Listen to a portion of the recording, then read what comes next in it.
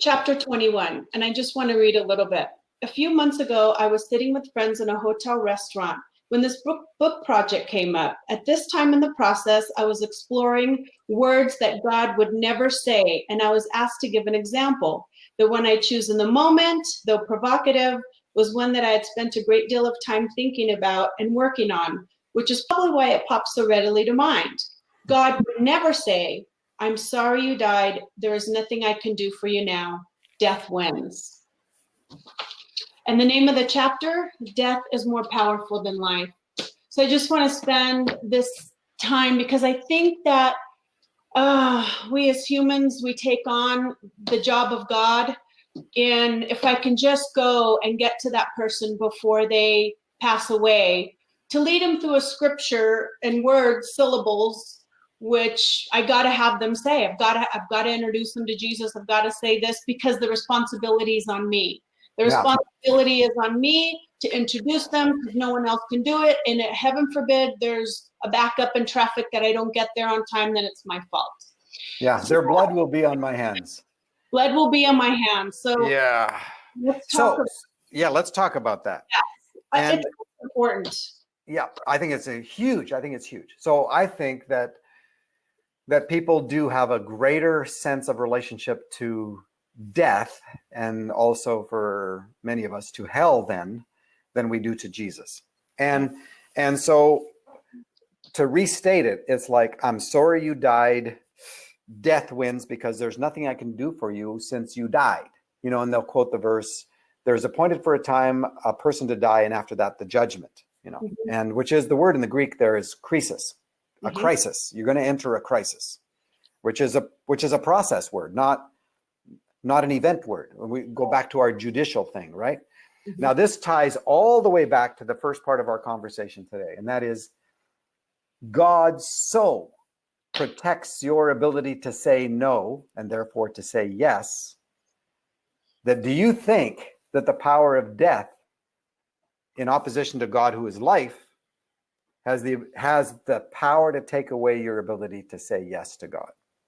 Do we think that God, who has gone to such great lengths to protect your ability to say no, that the power of death would take away your ability to say yes?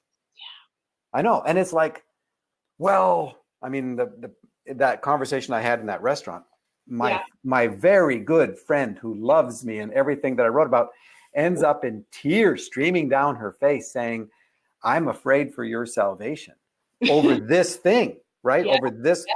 And I'm going like, so you're telling me that death is what is the marker point. And so that means that the question then would be begged, why didn't God take away my ability to say yes or no to begin with? Yeah. Go back to universe number 3. Because you're telling me that once you die, there's no more love and there's no more relationship. Right. Because you don't have, your choice doesn't matter. Right. Right. And it's like, so God would then, if that's true, that God is just like, oh, you have 60 years, or you have 7 minutes, or I'm sorry, you're stuck inside of schizophrenia. You still have only this amount of time. I'm sorry that you were aborted, and I mean, we get into all kinds of quandaries we could talk about when we start to open up those cans of worms. Yeah. But you're basically saying God is some kind of a cosmic scientist seeing how much damage we can do to each other by the time we die. Better that he would have taken away our ability to hurt each other. Right. But there would be no love. And it's like, you think the event of death is what defines anything. It doesn't. No. Death has no self-existence. I've always believed that you have to know what you're saying no to. You have to know what you're saying yes to. Of course, this is not magic. Right. This is not a formula. And we treat the sinner's prayer, which is only 100 and some years old, but we treat that as if it's magic, that's what you've got to get people to say. And I'm not suggesting that real encounter cannot happen inside of those events, just like a Billy Graham conference, or what people had real encounter with Jesus. Absolutely. But the theology was wrong. It's not about crossing a bridge. Jesus became everything we are so that we could become everything he is. When he died, we died. When he rose, we rose. This is scripture, right? And so it's like we have given such power to death and then built our systems based on death. Missions, evangelism, everything is promoted by this fear of death. And Jesus came to not only destroy the power of death, but the fear of death. Yes. Right? Death is sleep, as Jesus calls it, but it's stepping through a veil into a reality that is a part of this one, but we can't see it. Right. You know, Lewis would say it's 2 feet forward and 1 to the left, you know, and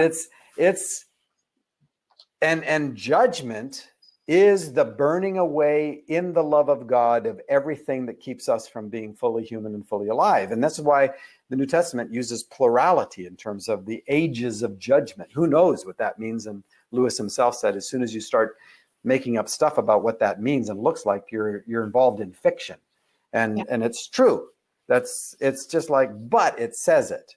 And it's like, all right, we are going to face Jesus, who loves us, whom a love that we cannot escape, because in the list of things that cannot separate you from the love of God is death.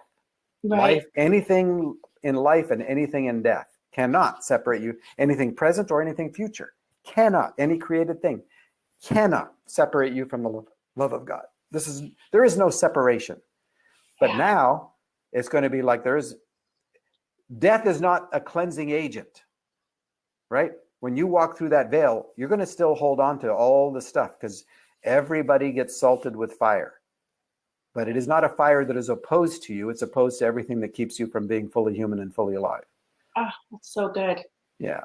So our view of death, we've so exaggerated it that everybody's walking around afraid of it.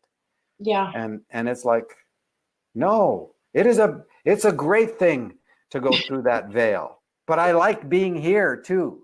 Yeah. You know? And so there's a lot to talk about inside of all this, as you can see. But I know. that's a good start.